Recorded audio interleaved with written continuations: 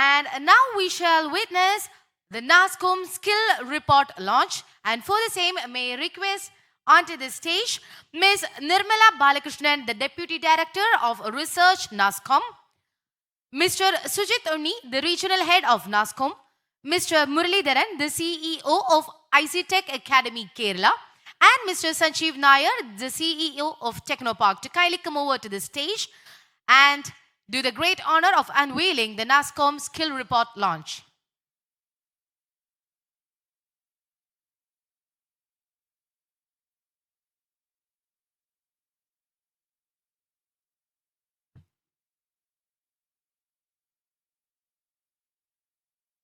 Please join us on the center of the stage, please.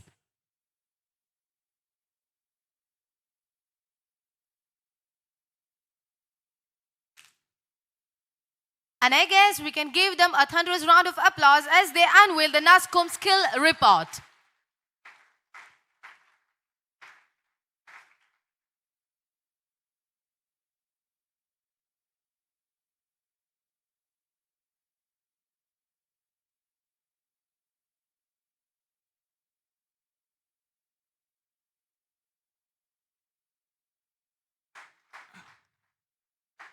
Thank you so much. Now may I request Ms. Nirmala Balakrishnan, the Deputy Director of Research, nasscom, to kindly make a presentation on the nasscom skill report. And also let me take the liberty to inform you all that once after this nasscom skill report launch and the presentation, we will be having an entertainment session of mentalism.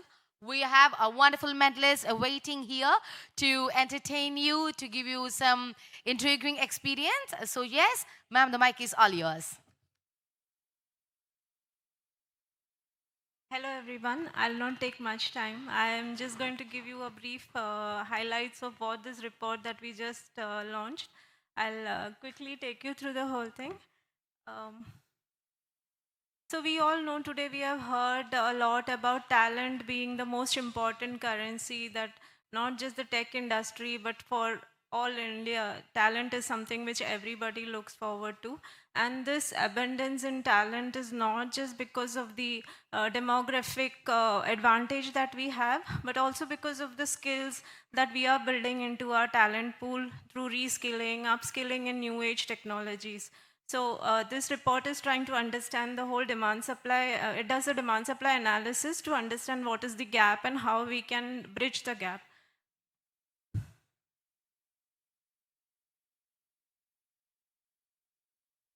So here I'm just trying to give you a brief analysis of how India stands in terms of the demand supply gap. We have been consistently, we have the lowest demand supply gap that's in the range of around 25 to 28%, compared to countries like US, UK, which have a higher demand supply gap in terms of over 30. And this chart, if you see, it's based on one is the percentage of gap in terms of demand supply, and also the reskillability index. So what you mean by reskillability index is how can the talent pool be reskilled into digital and they come into our workforce. So if you see in the chart, you can see that India's index is predominantly very high, which is actually a big advantage for us. So just to give you a context, if you see here, currently our industry, the tech industry, employs around 5.4 million people. And of this, 38% is digitally skilled. This is a big number, and it has been growing consistently in the last 5 years by around 27%. Now, if you see also how this percentage has been increasing, if you see the core skills that we say, that has been skilled and reskilled to cater to the digital talent. And that's how, and also the non-tech pool has been shifting to digital. That's the way that our talent pool is gradually increasing in terms of digital. And when I say digital, it includes all the new emerging tech areas that we consistently talk about.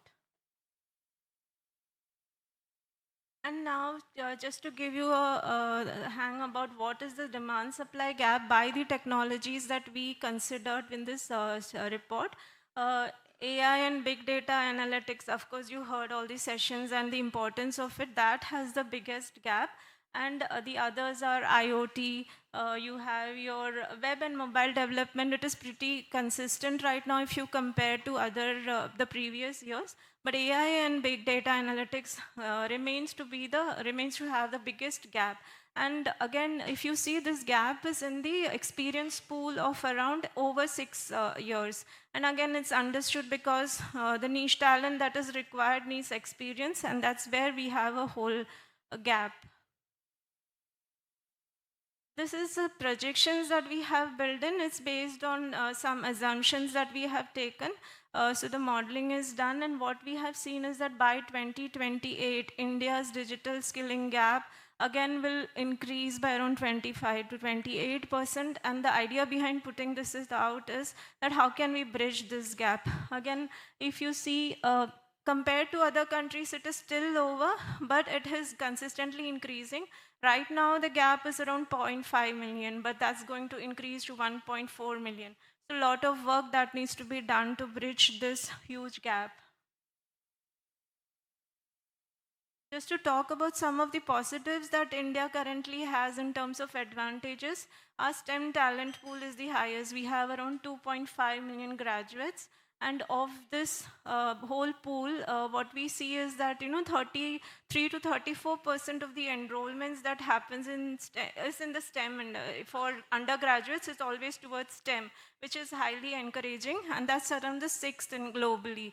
And also, if you see in terms of female diversity, of this pool, 45 to 48% is currently female. But one negative is also that many of only around 14 to 15% continue as scientists, that's a big gap that we have to address, though they complete their education. So this is one of the advantage. The other big advantage that we have is in terms of hotspots. Today in the first session, we also talked about the emerging tech hubs and the availability of talent in these hotspots. So again, you can see the emerging hubs have an abundance of talent.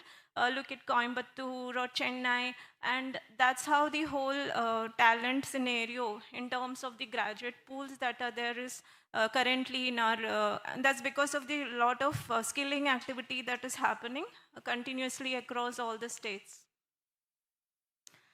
One important metric that we tried to gauge is how L&D is an important function for all corporates. A survey showed that in India, the L&D budgets at the L&D heads considering the budgets for L&D to increase, and that's about 71% of the surveyed respondents. But compared to globally, that's only 41%. So just to give a context, we don't have L&D budgets, how much it is as such, but just to give a context at how L&D is the most important aspect that all companies are currently looking into.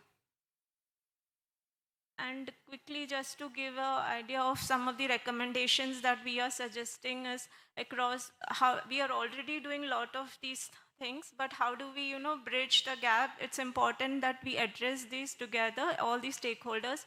So industry, academia, partnerships, the Future Skills Prime, nasscom Future Skills Prime is basically trying to address this gap through these partnerships. You'd see that we also had a stall there. So this is some important part that even nasscom looks at. You have the digital infrastructure that we should build so that students who come into the talent pool are adequately trained in the required tools and solutions. You have internships.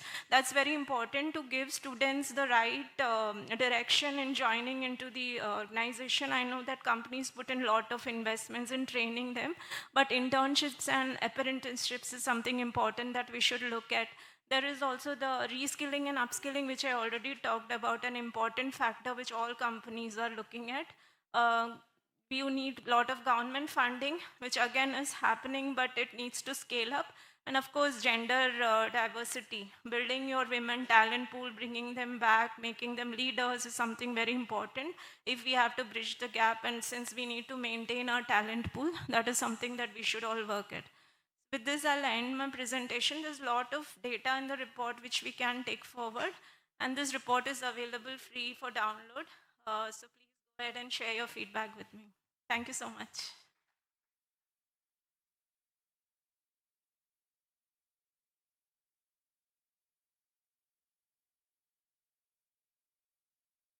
Thank you so much, ma'am. Thanks a lot.